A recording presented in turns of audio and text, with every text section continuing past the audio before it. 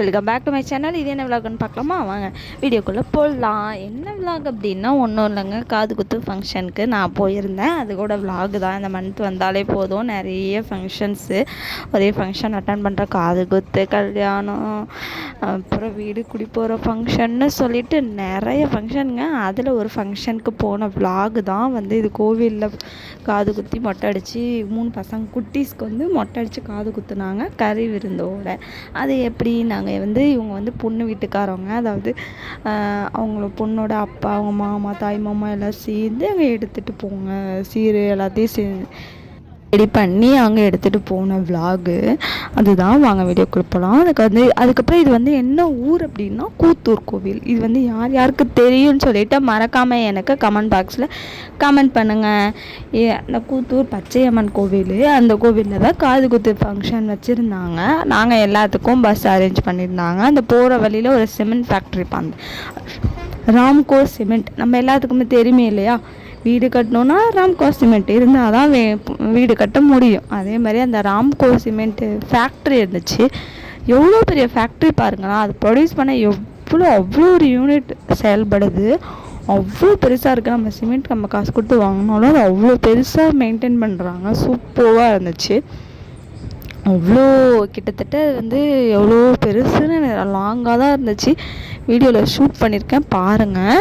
அவ்வளோ பெருசு இருந்துச்சு. இது ப்ரொடியூஸ் பண்ணுற கம்பெனி. இது வந்து எப்பயுமே அந்த அரியலூர் சைடில் போகிற வழியில் பார்த்துருப்பீங்க. இந்த அந்த ஒரு கம்பம் மாதிரி இருக்க பாருங்கள், அது மட்டும்தான் தெரியும். அதுக்கப்புறம் இது ஃபுல் வியூவில் பார்த்ததும் ஒரே ஷாக் ஆகிட்டேன். அந்தளவுக்கு சூப்பராக வச்சு மெயின்டைன் பண்ணியிருந்தாங்க. அதுக்கப்புறம் போகிற வழியில் கரும்பெல்லாம் போட்டிருந்தாங்க. சுகர் கேன் யார் யாருக்கு பிடிக்கும்னு சொல்லிட்டு எனக்கு மறக்காமல் கமெண்ட் பண்ணுங்கள். நாங்கள் எல்லாருமே பஸ்ஸில் உட்காந்துட்டு ஒரு ஜாலியாக ஃபன் பண்ணிவிட்டு எல்லாரு கூடயும் பேசிட்டு நாங்கள் வந்து இந்த பஸ்ஸில் போயிட்டுருந்தோம். அதுக்கப்புறம் அந்த ஊரில் ஒரு கோவில் இருக்கும். மேக்ஸிமம் இப்போ இங்கேருந்து எடுத்துகிட்டு போனாங்க அப்படின்னா ஒரு விநாயகர் கோவிலில் வச்சு சாமி கும்பிட்டு அப்புறம் ஊர் சுற்றி மூளை அடிச்சுட்டு அதுக்கப்புறம் அந்த கோவில் ஃபங்க்ஷன் நடக்கிற இடத்துக்கு போவோம். இதுதான் ப்ரொசீஜரு. உங்கள் ஊர்லலாம் என்னென்ன முறையில் நீங்கள் பண்ணுவீங்கன்னு சொல்லிட்டு எனக்கு மறக்காமல் கமெண்ட் பண்ணுங்கள்.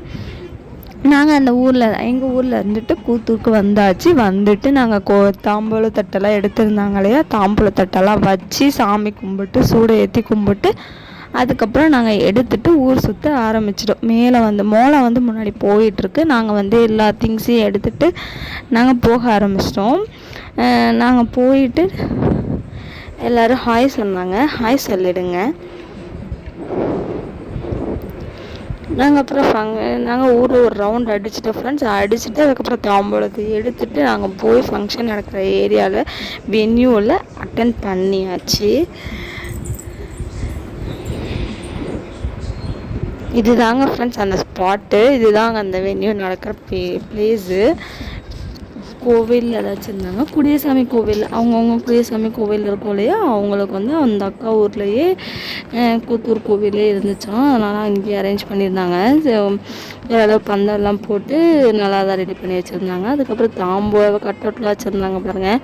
அதுக்கப்புறம் வந்து தாம்பூலத்தை நாங்கள் எடுத்துகிட்டு வந்தோம் இல்லையா, அதெல்லாம் வச்சு எல்லாத்துக்கும் வச்சு கொடுத்தாங்க. சீர்வரிசை எல்லாத்தையும், அந்த கோல்டு இது மாதிரி எல்லாத்தையும் வச்சு கொடுத்துருப்பாங்க. ஃபஸ்ட்டு ட்ரெஸ் வச்சு கொடுத்தாங்க. ட்ரெஸ் எல்லாம் வச்சு கொடுத்துட்டு ட்ரெஸ் சேஞ்ச் பண்ணிட்டு வரணும். அவங்க ட்ரெஸ் சேஞ்ச் பண்ணிவிட்டு இவங்க எடுத்துகிட்டு இந்த ட்ரெஸ்லலாம் உட்காந்து காது குத்துவாங்க. ஆல்ரெடி மொட்டை அடிச்சிட்டாங்க, காலையிலே மொட்டை போட்டாங்க. அதுக்கப்புறம் நாங்கள் வந்து தாய் மாமா மடியில் உட்கார வச்சு தான் மொட்டை அடிக்கணும்.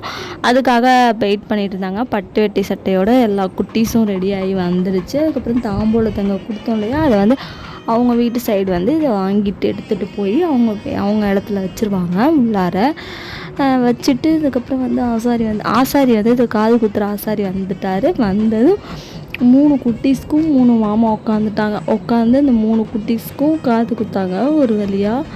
அதுக்கு ஃபர்ஸ்ட் வந்து இந்த பெரிய குட்டி பொண்ணு, இந்த பொண்ணு தான் வேறு லெவல் ஃப்ரெண்ட்ஸ். அழுகவே இல்லை, க்யூட்டாக உட்காந்து அவங்க கோஆப்ரேட் பண்ணிகிட்டு இருந்தாங்க.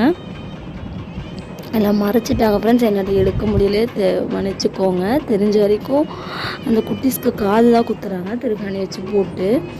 அதுக்கப்புறம் 2வது குட்டிக்கு அந்த பையன் ரெண்டு ட்வின்ஸு, அதுக்கப்புறம் ஒரு குட்டி பையன் இருந்தாங்க. அவங்க எல்லாத்துக்குமே காது குத்திட்டாங்க. காது குத்துனக்கப்புறம் கறி குழம்பு சாப்பிட்டு நாங்கள் நடைய கட்டியாச்சு, வீட்டுக்கு கிளம்பியாச்சு ஃப்ரெண்ட்ஸ். பாய்.